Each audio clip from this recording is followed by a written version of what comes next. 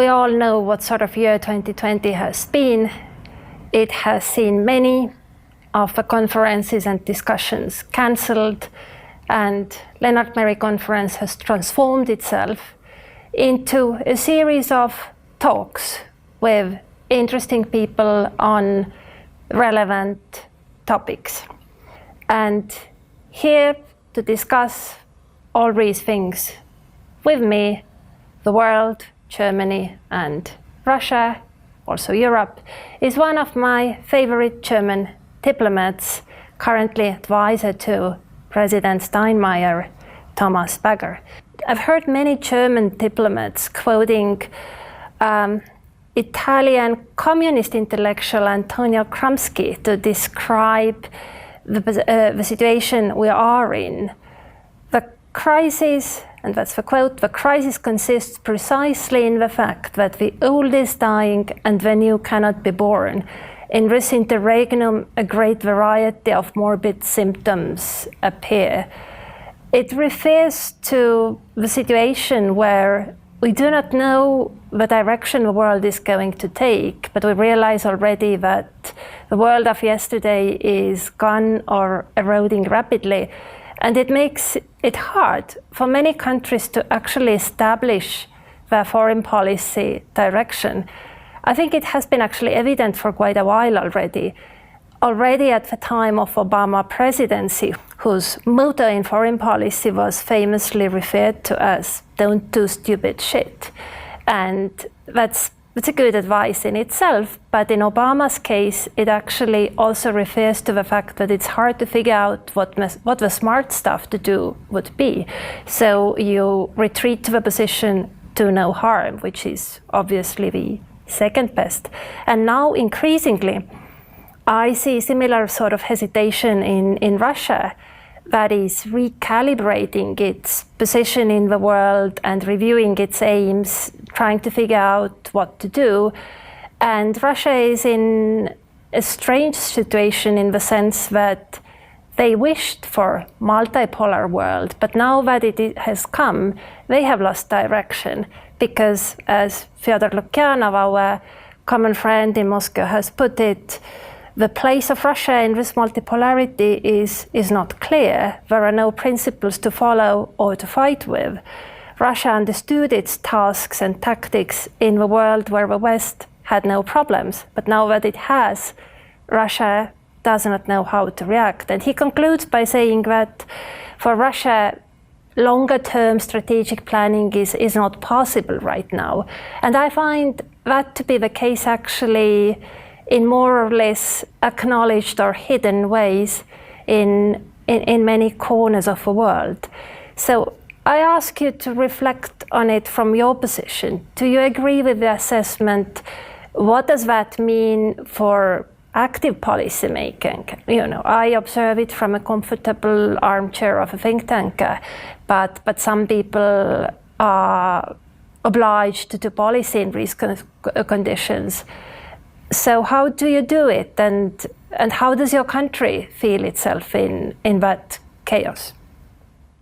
Yeah, well, that's a nice, easy question to start our conversation by. We thought we understood the living moment. We thought it was not dark. We thought it was light. We had figured it out post 1989, and now we are puzzled in one way or another. We don't exactly understand what is going on around us, and we don't exactly understand what's going on within our own political systems. And that's true in Britain and the US, but I think it's just as true, maybe not to the same extent, but in general also in places like Estonia or in Germany for that matter. And so I think you've rightly pointed to the challenge that flows from this growth of uncertainty. I think for the think tank world, for the type of conferences like a Lennart Meri it is that it's much more difficult to to come to any generalized conclusions, to make any grander generalizations. You're starting to look at phenomena in a far more granular way, because you don't quite understand what is important and what isn't, and whether you have figured it out or not. And for the policymakers, it in many ways it shortens the horizon. If your linear expectations turn out to be wrong, then you can't extrapolate far into the future, and then you become far more careful, because you have no instrument at your disposal that actually can sort of shed some light on where, if you do step A and then step B and then step C, you don't quite know where you are, because the light of your predictive capacity, analytical capacity does not reach there. So you become far more hesitant and careful. And I think when I sort of, what is it then that we don't understand?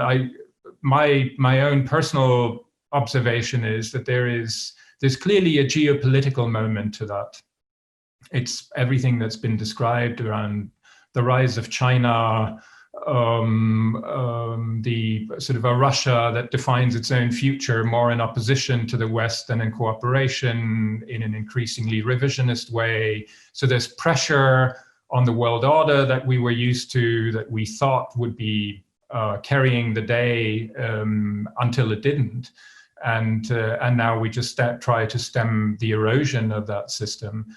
But the geopolitical moment is not all of it. It just covers some of it. And then I think there's a strong technological component that may be the least understood in all of it, because the way the political discourse has changed in our own societies, in our democratic societies, that change has been driven and accelerated by the advent of social media, by the fragmentation of classic media. So the whole conversation between those governing and those governed, between political parties and the wider population, has changed in ways we haven't quite understood. And it's not only about deficient policies, it's not only about human nature, it's also about the way technology has changed that conversation. And I think if you take the two together, then you have an explanation for the growth of uncertainty, both when we look at our own systems and when we look at the world in which these societies have to sort of chart their course of action as we move into the unknown. You yourself have written that if never again was the fundamental lesson drawn after the Nazi years of Germany, then never alone is the second most important and much imperative that guides you now, and nowhere more so than in the European Union.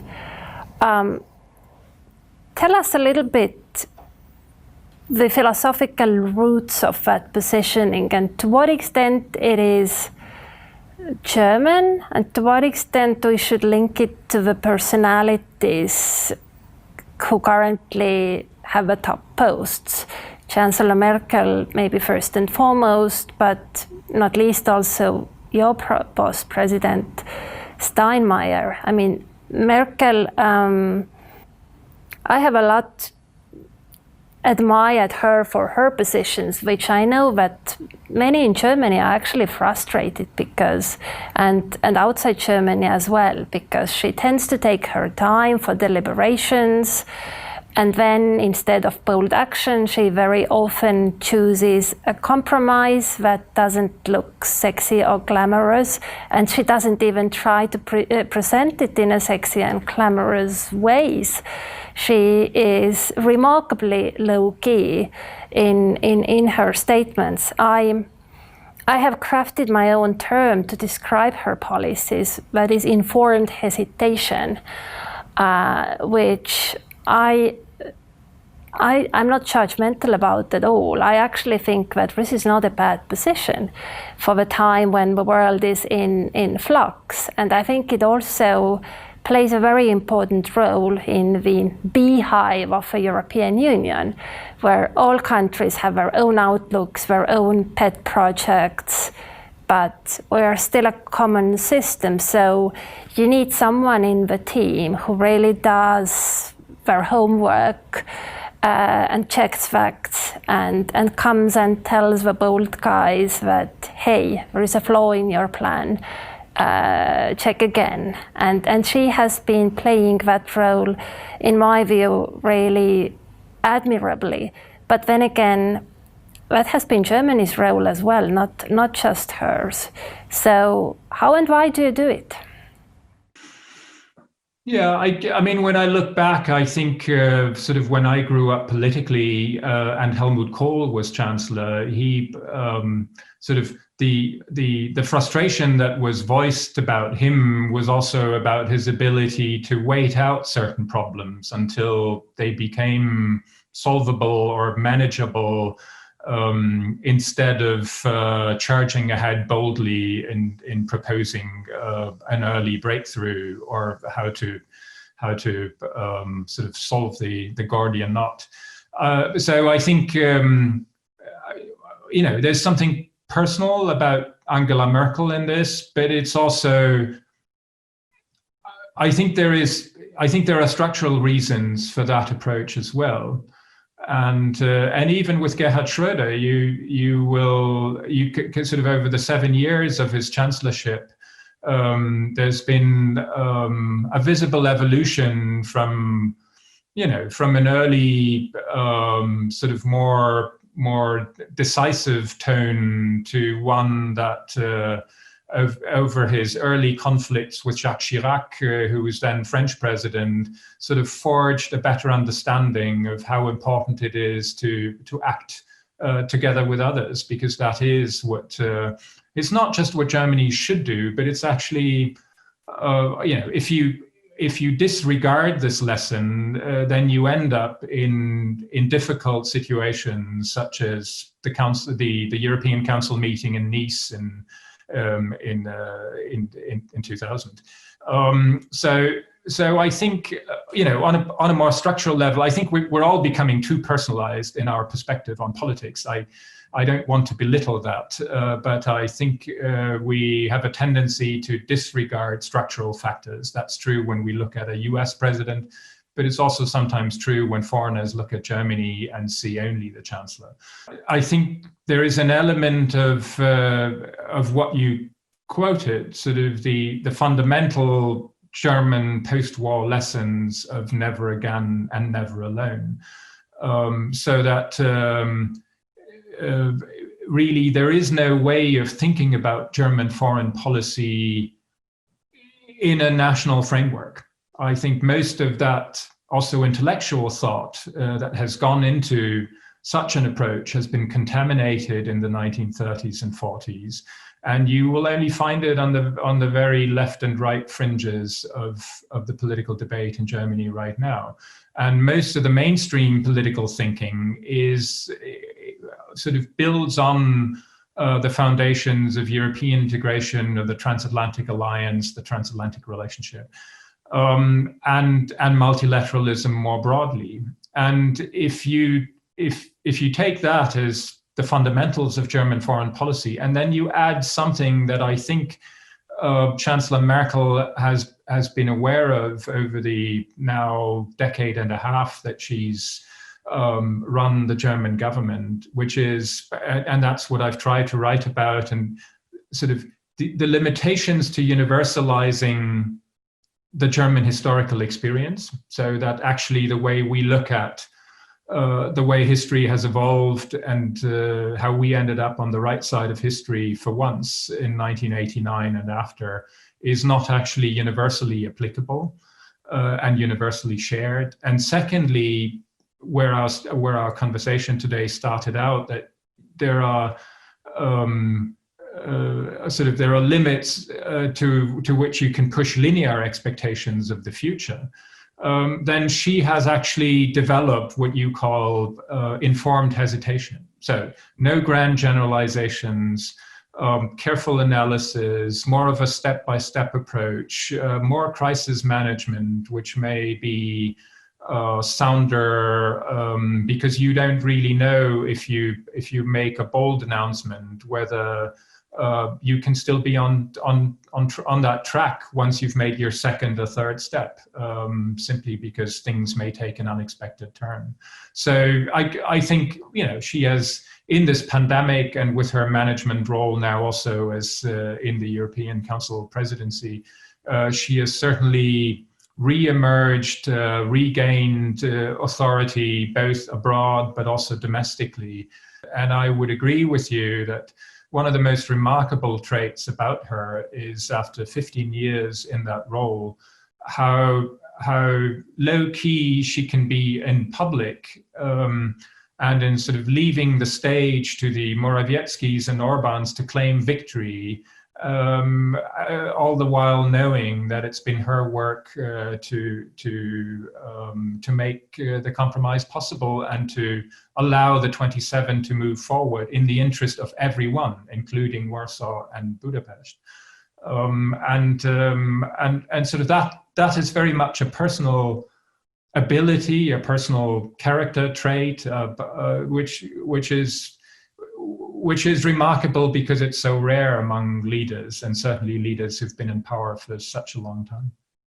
Many have said that 2020, the late summer, when Alexei Navalny landed in Berlin with nerve agent in his blood vessels, that was a watershed moment in German discussion about Russia. And questions were being asked if Germany finally stops being soft on Russia. Well, myself and I know you take a bit different view of it, that watershed moment, if it happened a lot earlier, and softness has not necessarily ever been part of Germany's Russia policy. Myself, I would say that Germany really is a special country when it comes to Europe's Russia policy, because in my eyes, Germany is the only European country that really cares about Russia for Russia's sake. Germany wants Russia to do well, if we take well to mean Russia becoming a prosperous Western-style democracy, which admittedly it is not necessarily the concept of well-being that Moscow any longer subscribes to. It might not. But in the West, we might still understand it that way, and many of us want to see Russia go along that path, but most of us want it for our own sakes. It would make Estonia safer, it would make Italy more prosperous, and so forth. But in Germany, I get that feeling that Germany wants Russians to do well. And I find it very touching and very nice. At the same time, and this is what I think many people in Moscow get wrong, this positive feeling does not translate, certainly not any longer, if it ever has, into free for all when it comes to Russia's policies. It is not an acceptance of everything Russia does. It is not siding with President Putin in any of his adventures. Rather vice versa, that well-wishing attitude has always been rooted in a fairly firm set of principles. So where does it leave events that happened in 2020, or if there was a watershed moment in Germany's attitudes, where would you put it and why? Yeah, I find that a very interesting observation. I don't know whether it's true to sort of compare Germany's perspective on why we want Russia to succeed to the perspective of other Europeans, whether that really differs. There's a lot of baggage to that relationship, just as it is in the case of the Baltic states and others, Poland and others, but in a different mix in a way. But I think to me, there's a second element that I find important when we talk, and especially when I talk to Central Eastern European friends. We don't believe in what I call essentialism or an essentialist analysis of Russia. We simply can't, because we're German after all, with our own history.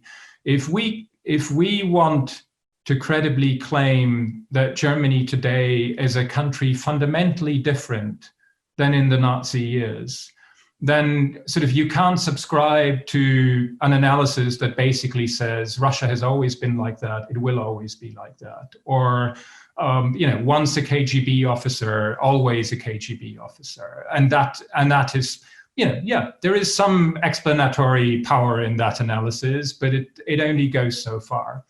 And there are structural factors about Russia, there are geographical factors that determine Russia's behavior, just as they do in Germany's case, by the way, being the largest country in the center of the continent.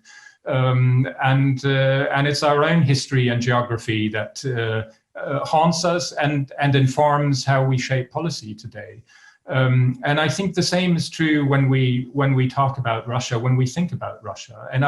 And I remember back, Mike, to the panel discussion at the Lennart Meri Conference a year and a half ago, when we had this discussion about whether we should keep Russia in the Council of Europe. There are people in Russia with the same longing for participation, for dignity, for accountability in their own political system, just as everywhere else in the world.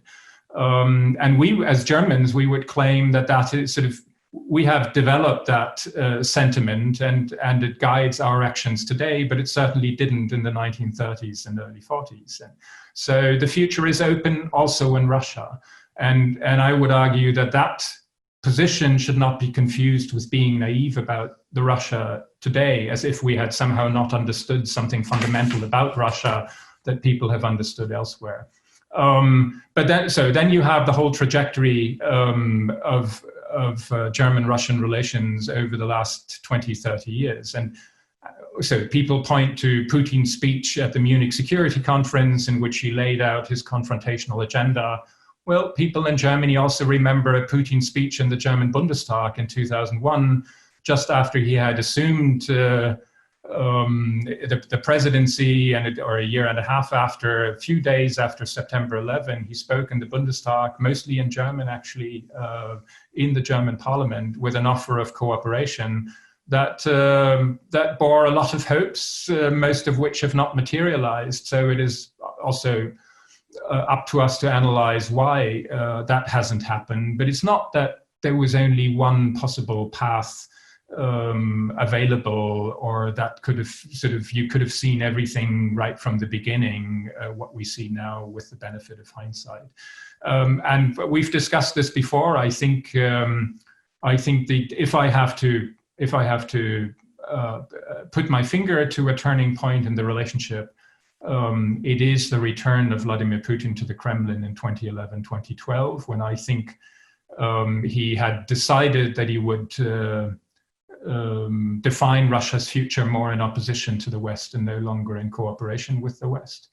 And we were slow to realize that, and it basically took us all the way to the Maidan in late 2013, early 2014, and then the annexation of Crimea and the war in Donbass to realize to which degree that alienation and confrontation had actually been taken by him. And then you fast forward to today. There's the Tiergarten murder of a Chechen Georgian dissident right in the center of Berlin, that is now being prosecuted in German courts. There's the Navalny poisoning. There's a while ago the cyber hack of the Bundestag. Lots of other things. The Salisbury poisonings in Britain a while ago, and I find it puzzling that if you listen to some of the, not just the official rhetoric, but also the analysis in Moscow, that somehow Germany has now succumbed to an anti-Russian campaign or becomes the cheerleader of an anti-Russian campaign.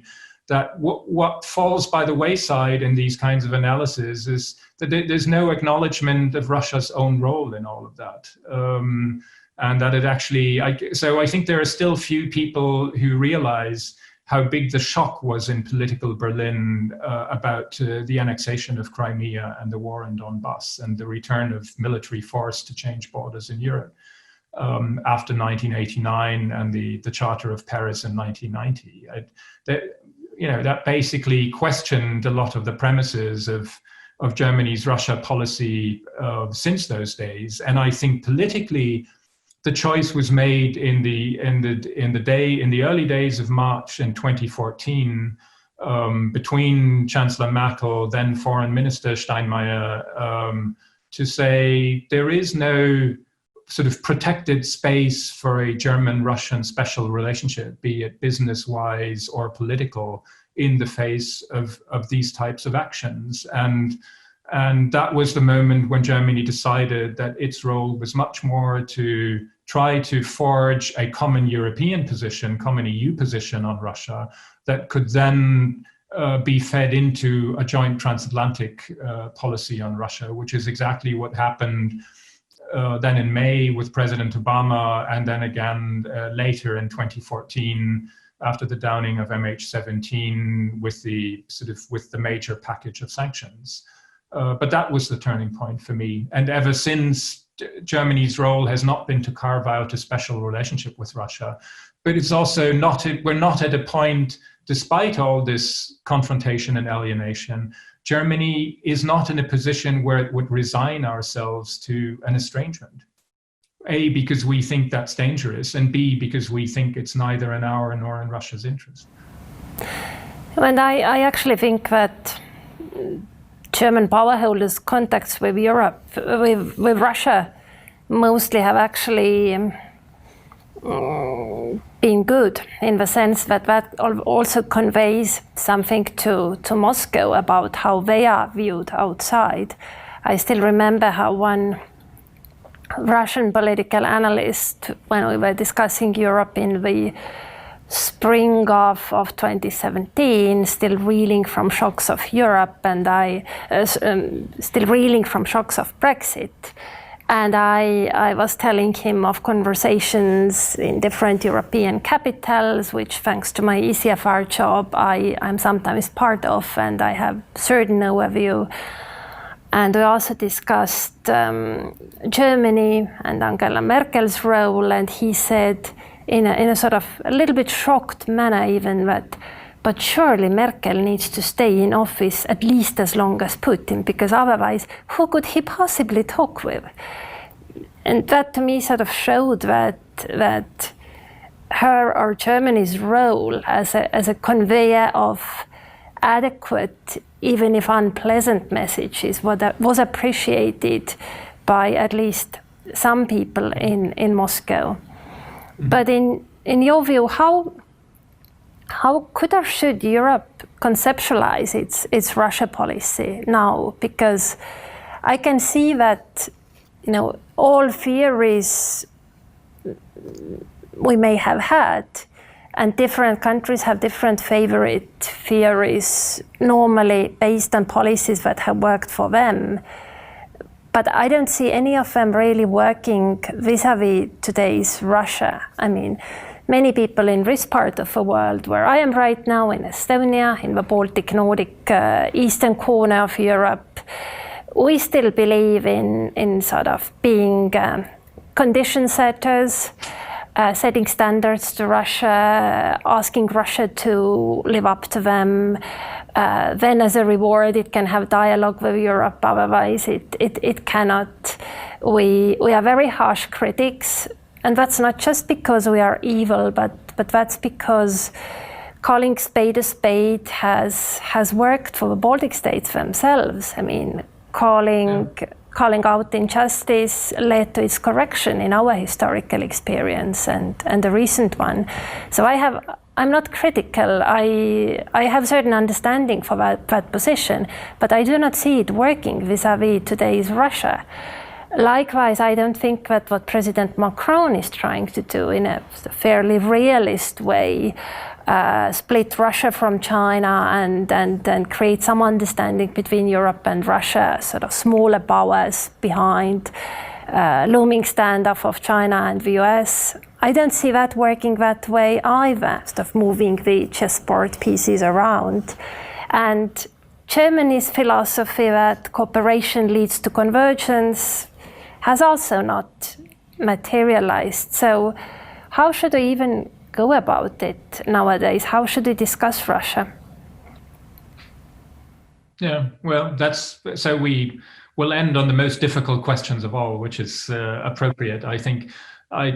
Because I don't think anyone has a really good or convincing answer to that, and part of the reason is of course Russia itself, and I've listened to Angela Merkel in her statements after the Navalny poisoning. I've heard my own president in interviews saying how deeply unsatisfying the relationship is, but it would take two to make a different relationship. And so part of the problem is Russia itself, and the Kremlin has again become almost a black box for us that we try to analyze like we did in the 70s and 80s and in Soviet days. And Russia itself, on all overtures of cooperation, whether of the Macron type or more limited, or even the sort of the consensus version of Federica Mogherini's 5 principles with selective engagement, Russia has been extremely passive. And you have to wonder why that is. Is it because they have indulged in this belief that time is on their side, in their own theory of competitive decline, that things are not great in Russia, but they're actually deteriorating even faster elsewhere, especially in the West? Do they believe in their own propaganda that they spread about the situation in our countries? It's very hard to know.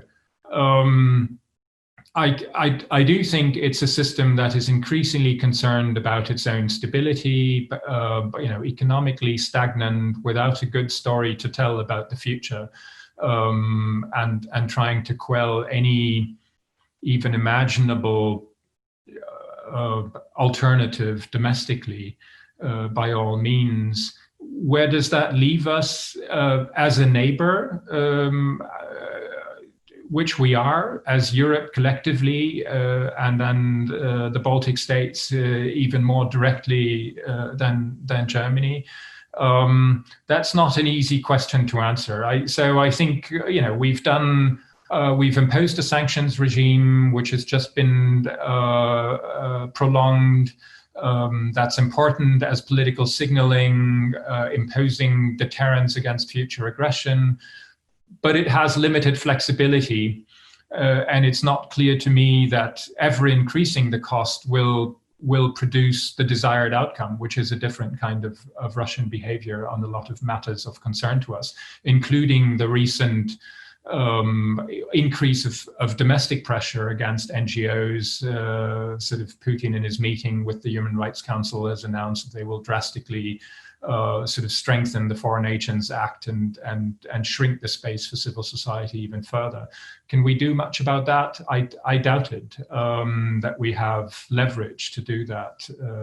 There's clearly a continued need for European unity as we move forward, a sense of strategic patience, because as long as Russia is as passive as it is, there's little that each and every additional offer can actually move forward.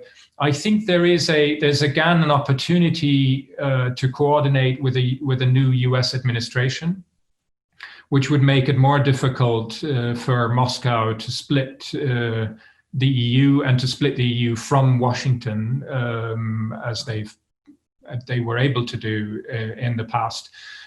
And I think if Russia policy hopefully becomes a little less toxic domestically in the United States, that you could move to some sorely needed constructive steps in the beginning of that Biden administration. So you have you will have a discussion about extending the New START treaty early in the year, because that has to happen immediately. And there is, I think, Russian interest to do that under certain circumstances. There's the whole climate change run up to the Glasgow COP26 later in the year, and possibly even some cooperation on supplying the world with COVID vaccines after Russia developed one early, but then botched the rollout and has problems in producing it.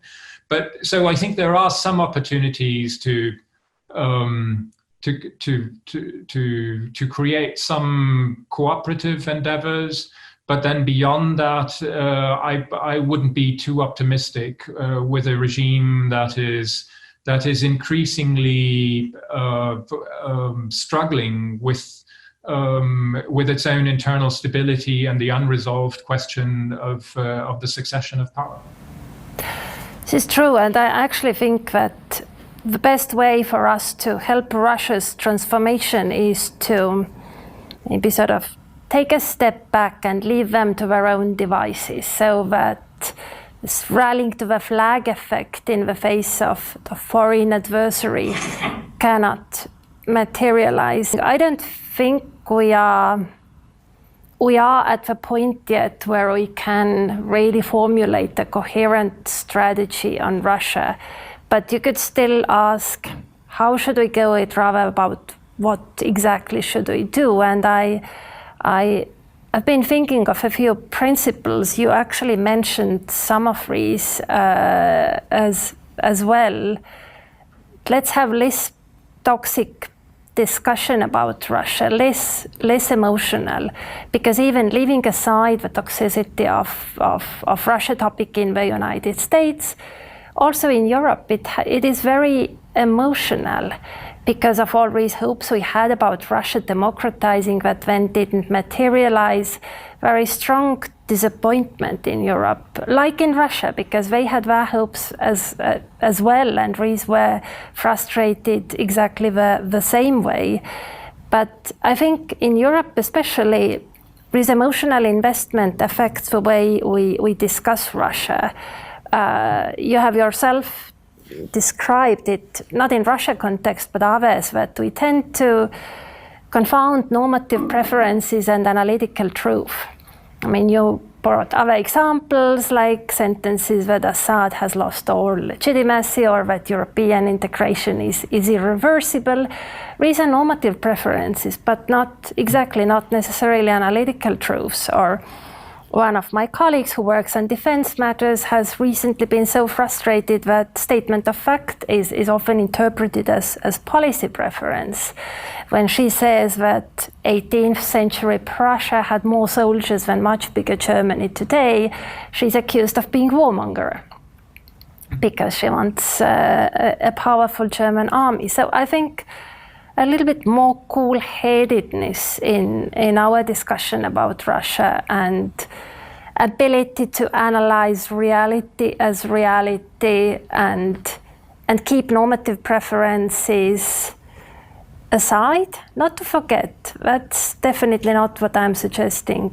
But another thing, exactly, to take a sort of long-term view, strategic view. And that's something I also have learned from your Chancellor, that not everything cannot be resolved right now. I think that's another expectation we have developed, maybe thanks to that 1989 moment when everything suddenly seemed to be fixed, all good, and you got the incentives to keep it that way or restore that state of affairs if it slips away. We forgot that there's this exceptional stage, and I think our policy making or policy discussion also often suggests that we need to fix Russia by tomorrow afternoon.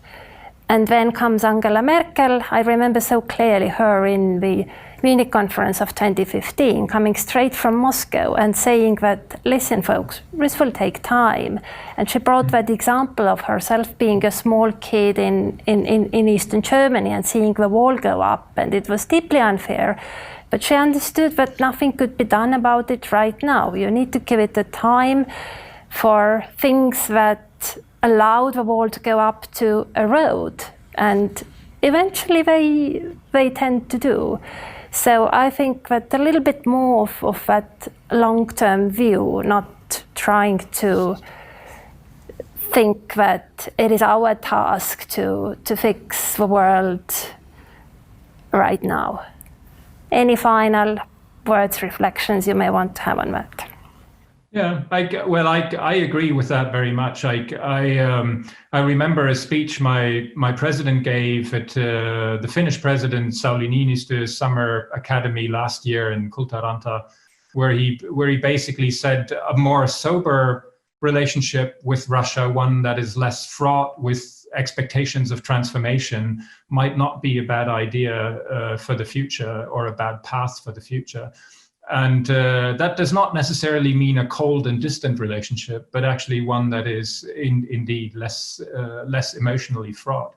And just to add to what you've said, there is sort of a mirror perception to that in Russia as well, historically. I mean, Europe as sort of the path to Russia's modernization, it was not just a cool-headed, interest-based strategy, but it was also part of a very emotional political struggle between sort of a camp of Westernizers and a camp of Slavophiles in Russian intellectual history and political history. So the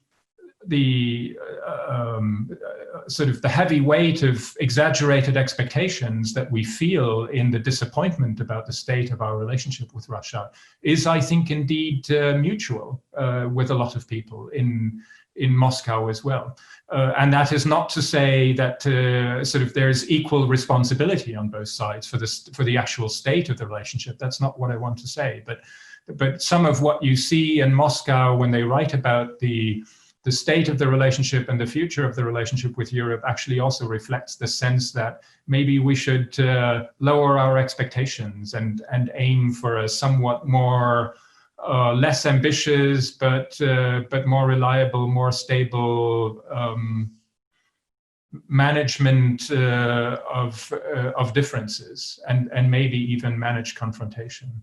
On the broader point, I also agree, but that is, I consider myself rather a minority view in the German debate, that I think we have exaggerated the moral component of our approach in foreign policy. I think we have an exaggerated expectation that politics should be able to heal the world, not just the Russia file and transformation in Russia, but basically everywhere in the world. And that now that we see that history no longer turns in that direction or seems to take a different turn, there are actually two ways the German debate can respond. It can either say, oh, we have to sort of distinguish again between normative preferences and analytical observations, and then define and formulate policies in a more realistic way. But there is, of course, also the danger of doubling down on your moral approach and say, you know, we have learned our lesson the hard way. We've done terrible things during the Nazi years. We've understood how it came to that. We must never let that happen again. So we're actually doubling down on how we define those lessons, and that would put the never again lesson in the end above the never alone lesson, and it would, in many ways, I think, in my view, run the risk of sort of self-isolation by self-righteousness, which I think would be a very unfortunate reading and translation of Germany's historical lessons, but it's one that I wouldn't exclude. And this will be one of the critical questions, I think, the critical foreign policy questions that the upcoming German election is about. So, you know, how normative, how moralizing a foreign policy do you actually want? One that only reflects Germany's particular reading of its own history and still tries to apply it to the rest of the world, or one that realizes that we're actually doing quite well, not just as Germany, but as Europe in the European Union, and we'll have to manage conflicts and confrontations as they come along and try to make the best of it. But in a somewhat more sober and broader perspective. This is a very good point to end. I wish us all a sober, humble and reliable 2021. And thank you very much, Thomas, for being with us. Excellent start for the new year. Yeah, it was a pleasure. Thank you very much.